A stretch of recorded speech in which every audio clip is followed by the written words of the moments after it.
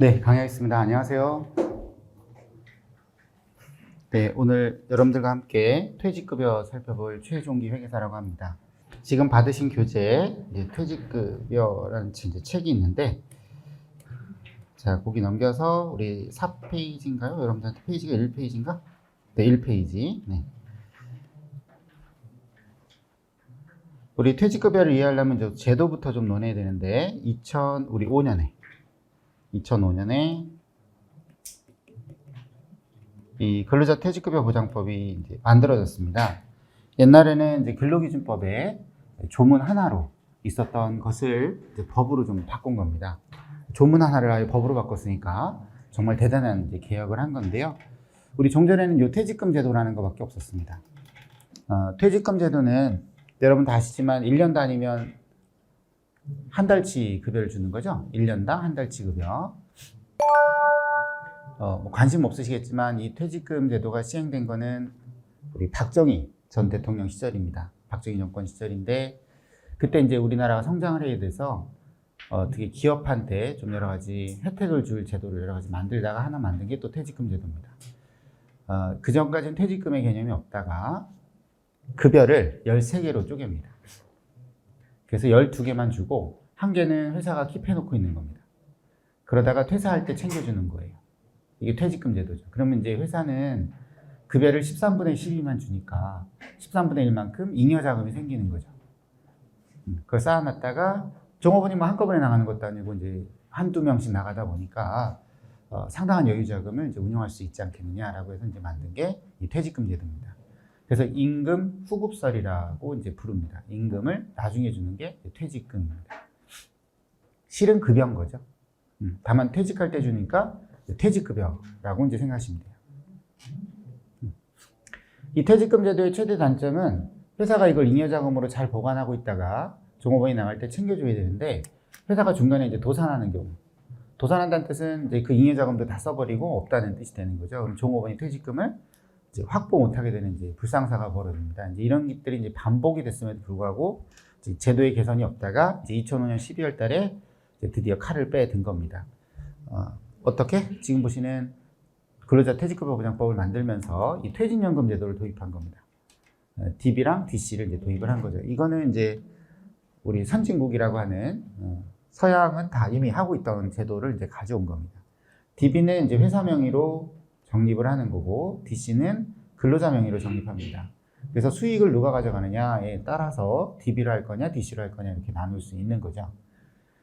DC는 이제 종업원 통장으로 싸주고 종업원이 그 수익을 가져가는 구조다 보니까 연 단위로 정산하는 게 맞겠다 싶어서 연간 임금 총액의 12분의 1 이상을 이제 매년 이체하면 되는 겁니다. 반면에 DB는 회사 명의로 운영하는 거니까 종업원한테 준 게 없어요. 종업원한테 준 게 없으니까 결과적으로 종업원에게 줄 퇴직금은 퇴직금 제도와 똑같겠죠.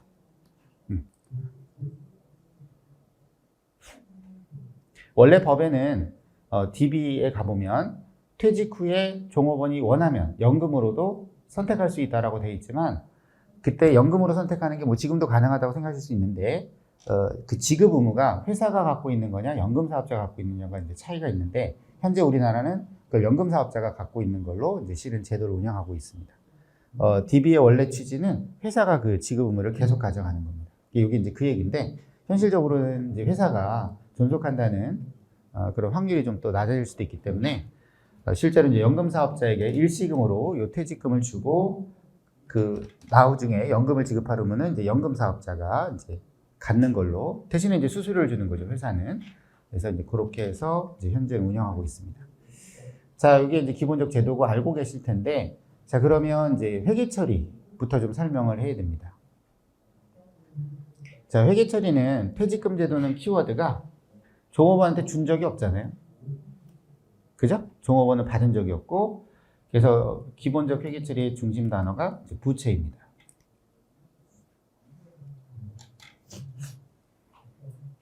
그 부채가 있듯이 이게 부채 얘기. 요거요, 여기 부채입니다.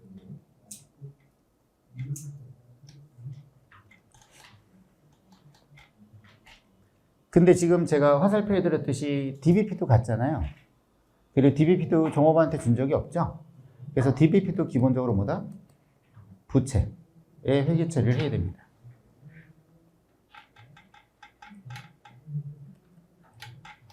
다만 둘이 다른 점은 퇴직금 제도는 사회적립을 안 하고 DBP는 사회적립을 하죠. 사회적립하기 때문에 회사 입장에서는 또 자산이 있게 됩니다. 왜냐하면 그 부채 일부를 바깥에다가 쌓아놨으니까 나중에 종업원한테 줄 때 그 쌓아놓은 돈에서 이제 지불을 하면 되니까 부채 일부를 약간 미리 갚아놓은 현상이 생기는 거죠. 그래서 DBP는 이제 부채 플러스 자산이라고 생각하시면 돼요. 그래서 퇴직금 제도는 확정급여 제도 안에 포함되어 있습니다. 집합기호로 말하면 퇴직금 제도는 굳이 배울 필요가 없다는 거죠. 왜? DBP 안에 있으니까. 그 부채도 서로 같으니까. 이 부채와 이 부채는 같으니까. 근데 이제 설명할 때는 부채 먼저 설명하고 그 다음에 자산이 있는 걸 설명하면 편하기 때문에 자연스럽게 퇴직금 제도 설명하고 DBP로 확장합니다만 실은 이제 DBP를 배우는 거다 이렇게 생각하셔도 돼요. 자, 반면에 DCP는 이 부담금을 적립만 해주면 부채가 없는 거죠. 그리고 자산도 없어요. 왜 자산도 없죠? 네, 종업원 명의로 적립하고 있으니까. 그래서 DC는 부채도 없고 자산도 없어요. 근데 만약에 적립을 안 했다면 큰 부채가 있을 수 있어요. 그래서 미적립의 경우에만 얘는 이제 미적립의 경우에만 부채가 있게 됩니다.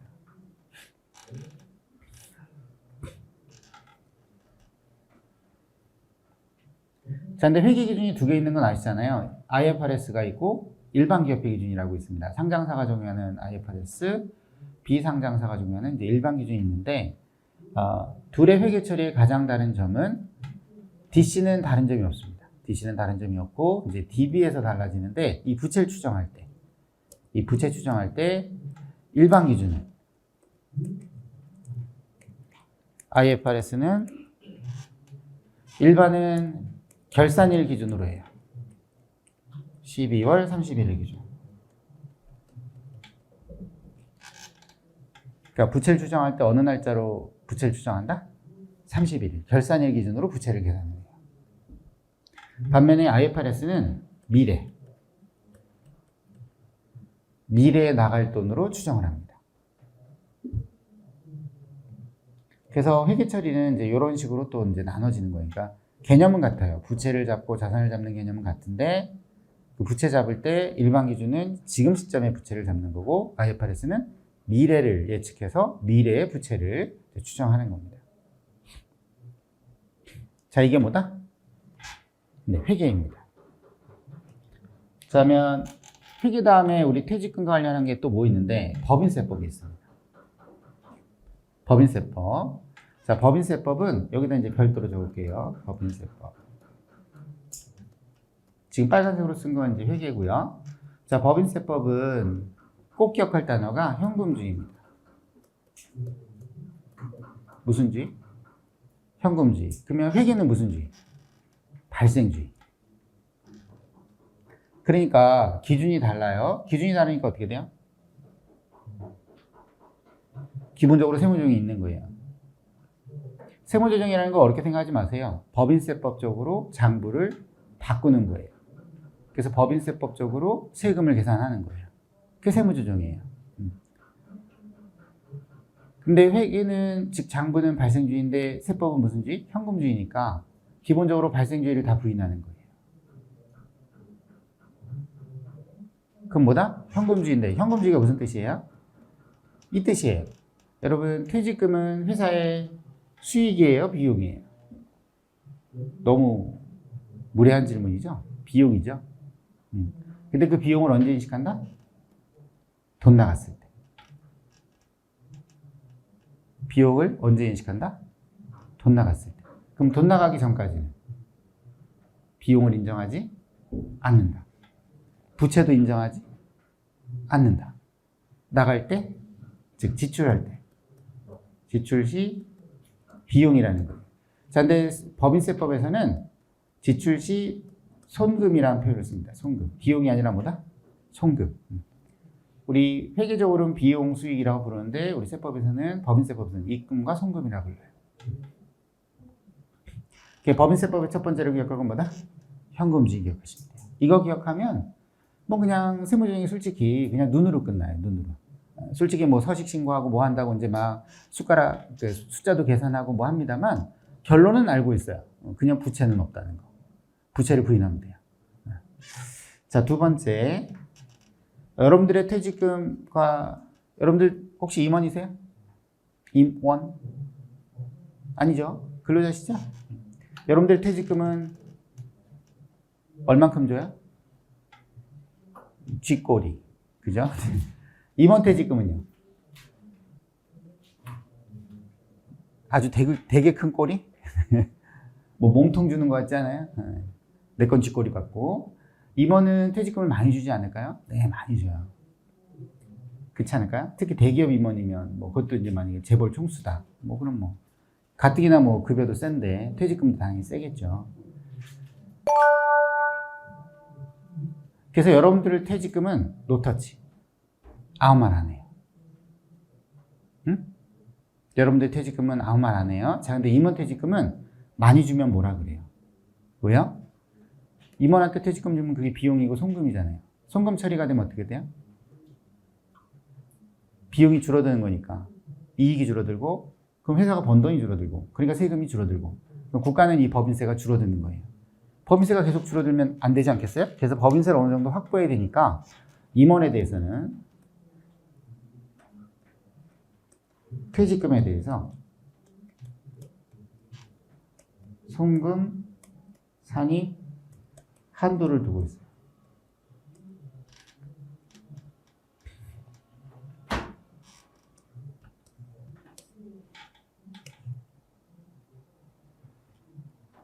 그럼 이제 한도 초과되면 어떻게 될까요? 한도가 초과되면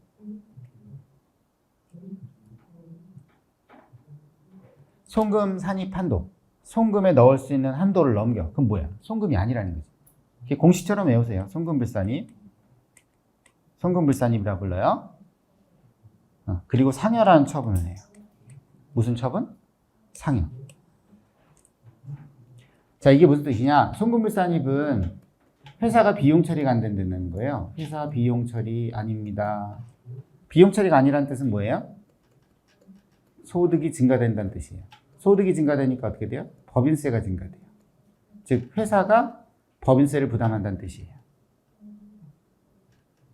회사 보고 한도를 넘긴 돈에 대해서는 세금 내라는 거예요. 그래서 임원퇴직금이 100억이 나갔어. 근데 송금산입 한도가 70억이야. 그럼 30억에 대해서는 비용 처리를 인정 안 해주고 장부에 비용 처리 했음에도 불구하고 인정 안 해주고 세법적으로도 비용 처리가 아니라고 하고 30억에 대해서는 법인세 내라고 하는 거예요. 만약 법인세율이 25%인 회사면 7억 5천 세금 내야 되는 거예요.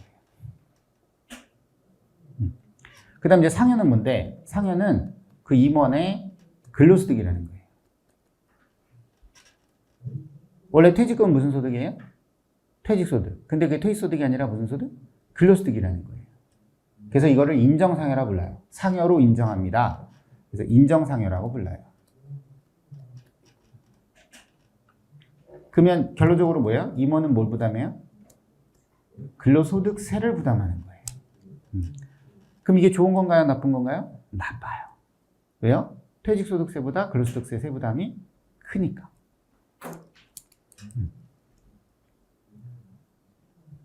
여러분 이제 법인세 세무조정 들으셨는데 1번이 중요할 것 같으세요? 2번이 중요할 것 같으세요?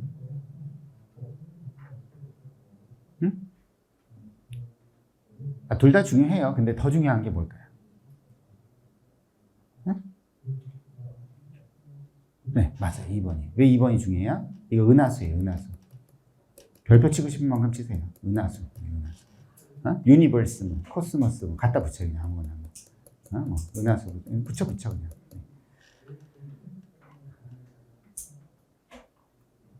왜요?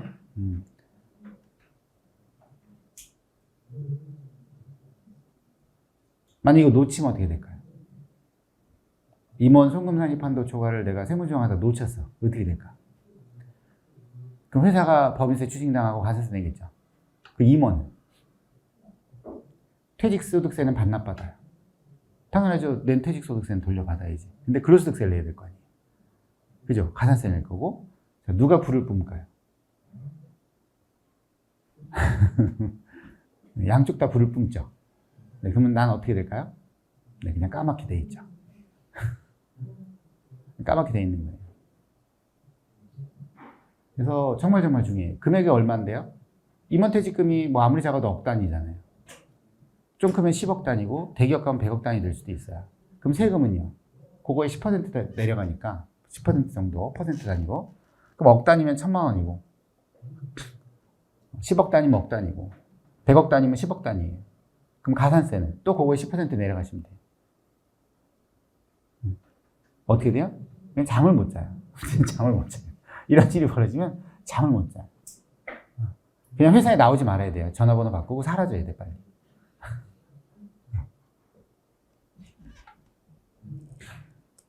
2번 정말 중요합니다. 자, 이게 법인세에서 중요한 두 가지였어요. 그럼 이제 또 뭐가 있을까요? 마지막으로 우리 소득세가 있어요. 소득세법. 소득세법은 다시 말해서 이제 원천징수라고 부르죠. 원천징수. 자, 근데 소득세는 누가 계산하나요? 여러분, 법인세는 누가 계산해요? 사람이에요. 막 사람이 계산해서 프로그램에 넣어요. 근데 퇴직소득세는 누가 계산해요? 그냥 프로그램이 계산해요. 그렇지 않아요? 그래서 퇴직소득세를 틀릴 일은 거의 없어요. 다만 이제 입력을 잘 해줘야죠. 퇴직소득세 계산할 때 뭐 잘 넣어줘야 될까요? 퇴직소득세는 뭐의 함수일까요? 퇴직소득세는 뭐의 함수다? 퇴직소득세는 뭐의 함수이다? 우선 퇴직금 잘 넣어줘야 되지 않을까요? 그죠? 퇴직금이 얼마인지. 그걸 이제 정확히 말하면 이제 퇴직소득입니다. 퇴직소득이 얼마인지 잘 넣어줘야 돼요. 그 중에 비과세는, 과세는 좀 구분해서 넣어줘야 되겠죠? 비과세는 세금 안 내는 거고 과세는 세금 내는 거니까. 근데 퇴직소득 비과세는 사실상 거의 드물어요. 드물어요. 그냥 지금 말할게요. 하나밖에 없어요. 근로자가 일하다가 업무상 부상질병 사망의 사유로, 부상질병 사망의 사유로, 이 근로하다가 업무상 부상질병 사망의 사유로 퇴사하게 된 거예요.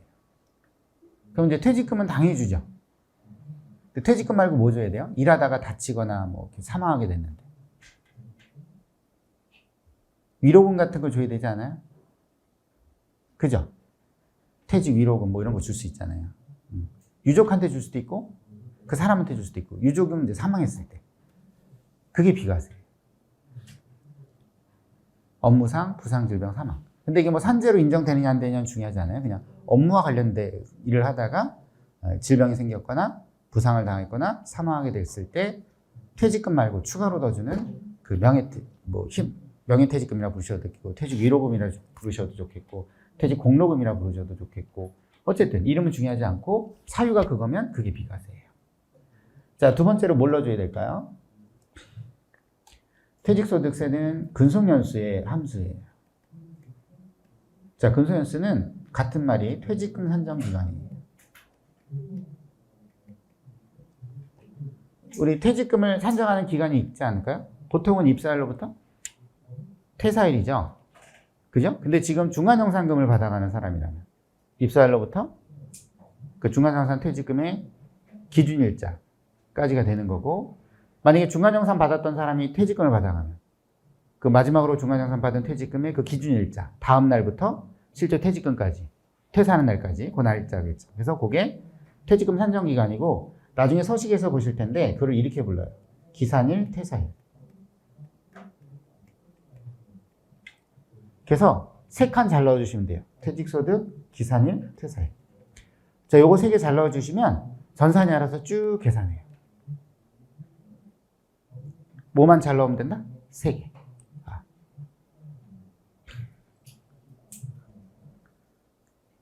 자, 근데 요즘엔 이 퇴직소득세 계산을 사실상 거의 할 필요가 없어요. 그 이유는 이 제도 때문에 그래요. 퇴직소득세 과세이연. 과세이연은 쉽게 말해서 원천징수를 이연하겠다는 뜻이에요. 지금 원천징수 하는 거를 이연, 나중에 하겠다는 거예요. 이연이란 단어는 알 수 없는 먼 미래로 보내다 이런 뜻이에요. 그러니까 원천징수를 알 수 없는 먼 미래로 보내는 거예요. 전제 조건은 퇴직소득이 연금 계좌로 입금될 때. 어디로 돈 들어갈 때? 연금 계좌로. 그럼 연금 계좌가 뭔데요? 두 가지가 있어요. 여러분들 혹시 나중에 연금 받고 살겠다고 혹시 저축하는 거 있어요? 이게 연금 저축이에요. 혹시 국민연금을 믿으세요? 안 믿으시면 빨리 연금 저축해야 돼. 우리 적어도 80세는 살잖아요. 그죠? 지금 남자 여자 불문하고 적어도 80세는 사는 인생이에요. 그죠? 은퇴는 언제 하세요? 물론 회사가 나가라 할 때 빨리 나가야 되는데 물론 내 발로도 나갈 수 있고 근데 뭐 정년이 보장된다면 65세, 뭐 63세 뭐 이렇잖아요. 그러면 은퇴하고도 거의 20년 정도 가까이를 살아야 돼요. 연금 없이 살 수는 없어요. 근데 국민연금은 고갈된다잖아요. 왜 모르는 척 하세요? 빠르면 2040년, 뭐 좀 늦어도 2050년에는 뭐 고갈된다, 막 이런 얘기 맨날 하잖아요. 그래서 뭐 국민연금 더 걷고, 주는 건 적게 주고, 뭐 늦게 주고, 막 이런 얘기를 하고 있잖아요. 저만 아는 건 아니잖아요. 그죠? 네. 그래서 연금저축에 넣는 게 연금계좌고요. 또 연금과 관련된 단어가 들어간 단어 또 있잖아요. 바로 퇴직연금계좌라고. 여러분들 개인명의에 혹시 IRP 또는 DC, 아까 DC가 개인명의라고 했잖아요. 그래서 이 세 가지 말합니다. 연금저축, DC, IRP. 연금계좌가 뭐다? 연금저축계좌, 그 다음에 DC계좌, IRP계좌로 돈이 들어가는 거예요. 돈. 그러면 원천징수를 안 해요. 그럼 언제 원천징수를 해요? 들어갈 때 안 했으니까. 언제 해요? 뺄 때. 근데 여러분 뺄 때 두 가지 방식으로 뺄 수 있거든요. 한 방에 뺄 수도 있고 연금이니까 연금 형태로 뺄 수도 있잖아요. 어느 게 유리한지 혹시 아세요? 그걸 내가 알면 내가 여기 왔겠니? 막 이럴 수 있는데 한 방에 빼시면 똑같은 세금을 떼요. 근데 나눠서 인출하시면 70%만 떼요. 퇴직소득세. 그래서 나중에 무조건 연금 형태로 돈을 빼세요. 그러면 퇴직소득세의 70%를 또 나눠서 이렇게 천천히 떼는 거예요. 훨씬 좋은 거죠? 어쨌든 연금계좌로 돈 들어가면 됩니다. 근데 여기 이제 60일 내에 넣도록 돼 있어요. 며칠? 60일. 어느 날로부터 60일? 퇴사일? 옛날엔 퇴사일이었는데 퇴직금을 지급한 날. 지급한 날로도 60일. 자, 근데 지급일이라는 단어가 현재 의미가 없는 이유가 DB는 퇴사하면 돈을 어디로 보내요? 아, 하나도 모르고 여기 와 계신 거예요? 이 정도는 알잖아요. DB는 퇴사하면 퇴직금 어디로 보내요? IRP로 보내잖아요. 그러니까 그냥 과세연인 거예요. 60일을 따질 필요가 없어. 지급하는 날 IRP로 가니까. 그죠? DC는 어디로 들어가요? DC로 들어가잖아요. 그죠? 그리고 이미 들어가 있잖아.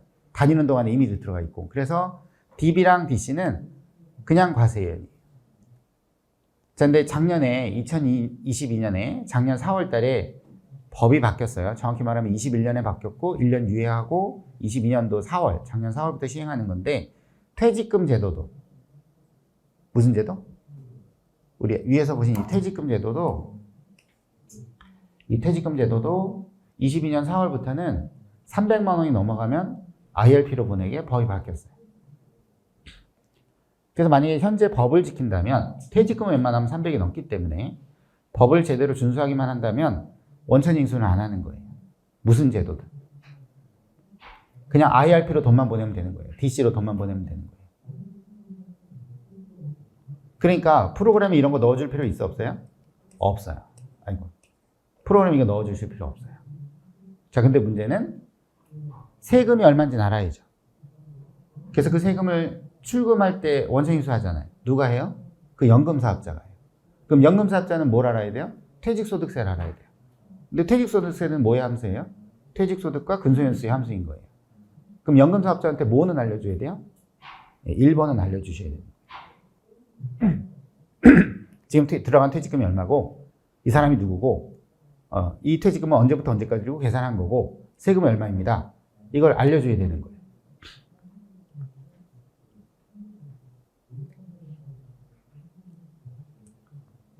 자, 세 번째. 이제 요거에 대한 디테일한 얘기는 좀 더 나중에 하고요. 현재 1, 2번까지는 마음의 부담이 별로 없으시죠? 이제 마음의 부담이 생기는 게 있는데, 이게 또 나와요. 자, 근데 아까는 제가 이름을 뭐라고 써왔어요? 여기 임원퇴직, 그럼 여기 임원퇴직, 문구가 달라요.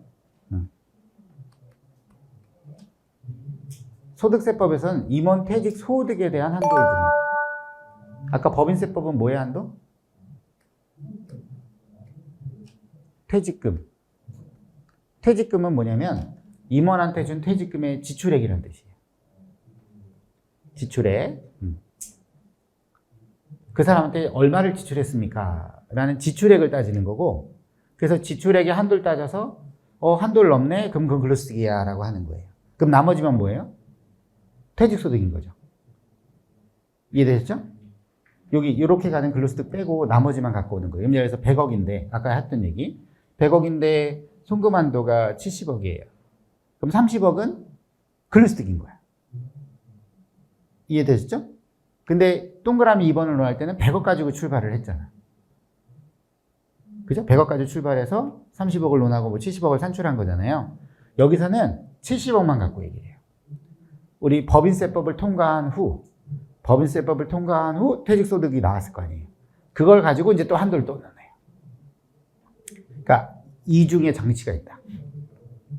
법인세법에서 한번 근로소득을 한번 거르고, 그리고 이제 소득세법에서 퇴직소득 한도를 또 따져요. 그래서 만약에 한도가 초과되면 이게 또 근로소득이라는 거예요.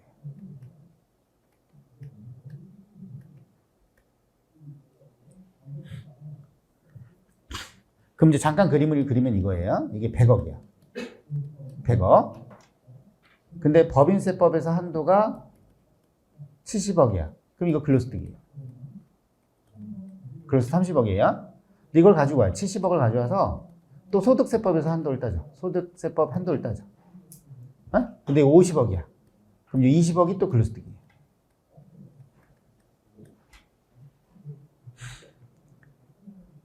자, 근데 두 개가 다른 게 법인세법에서 한 30억은 회사가 법인세를 내요. 송금 인정 안 됐으니까. 근데 여기 20억은 송금 인정되는 거예요. 그러니까 회사가 지출하는 거에 대해서 법인세법적으로 문제 삼지 않아요. 근데 소득세법에서 소득 한도를 또 따져서 이거는 근로소득이라는 거예요. 그럼 지금 이쪽에 왼쪽에 여러분들이 보시기에 그림 그려드렸다시피 임원이 퇴사하잖아요? 네? 계산을 하셔야 돼요. 적어도 3개를 계산하셔야 돼요. 첫 번째가 뭐예요? 100억. 임원 퇴직금을 계산하셔야 돼요. 두 번째, 법인세법상 한도를 계산하셔야 돼요. 그죠? 세 번째, 소득세법 한도를 계산해야 돼요.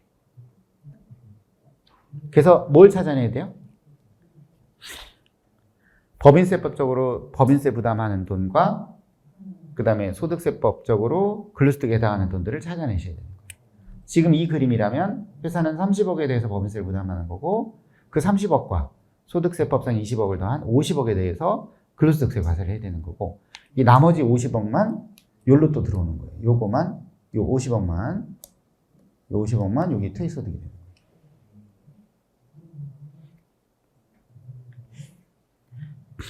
그럼 3번도 여기다 이제 뭐라고 해야 돼요? 은하수.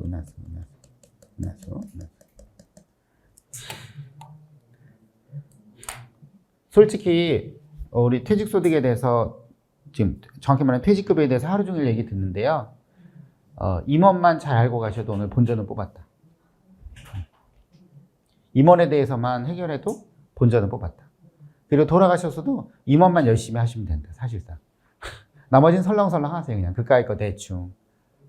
근데 이분은 목숨 걸고 열심히 잘해야 돼요. 자, 다음 이제 네 번째가 있는데요. 세액 정산이라는 게 있어요. 뭐가 있다? 세액 정산. 여러분 정산자 들어간 게 뭐 있어요? 여러분들 일상적으로 쓰는 단어 중에 정산자 들어간 거, 제일 유명한 거. 연말정산 아닌가요? 그죠? 연말정산이죠. 연말정산은 뭐에 대한 얘기예요? 글루스틱에 대한 얘기죠. 어떻게 하는 거예요? 여러분들이 1년 동안 번 소득에 대해서, 그죠? 연도 중에 세금을 미리 내잖아요. 매달 급여에서 조금씩 떼지 않나요? 그죠? 이걸 간이세액 원천징수라고 하는데, 그 간이세액 원천징수한 돈과 1년 지나고 나서 전체 소득에 대해서 세금을 다시 한번 계산하죠. 그죠? 그래서 뭐 의료비 지출한 것도 공제해주고, 뭐 부양가족 있는 것도 고려해주고, 뭐 연금저축 넣은 것도 해주고, 기부한 것도 공제해주고, 막 여러 가지 이제 따져서 여러분들이 진짜 부담해야 될 세금을 계산한 다음에 연도 중에 부담한 거랑 정산해 주잖아요. 그래서 추징당하기도 하고 환급받기도 하시잖아요. 퇴직소득에도 지금 정산이 있다. 퇴직소득에도 뭐가 있다? 똑같은 개념의 정산이 있다는 거예요. 그럼 이제 정산자가 나오잖아요. 그 무조건 따라붙는 말이 있어요. 로직인데. 정산이 들어오면 첫 번째 무조건 소득은 합산하는 거예요.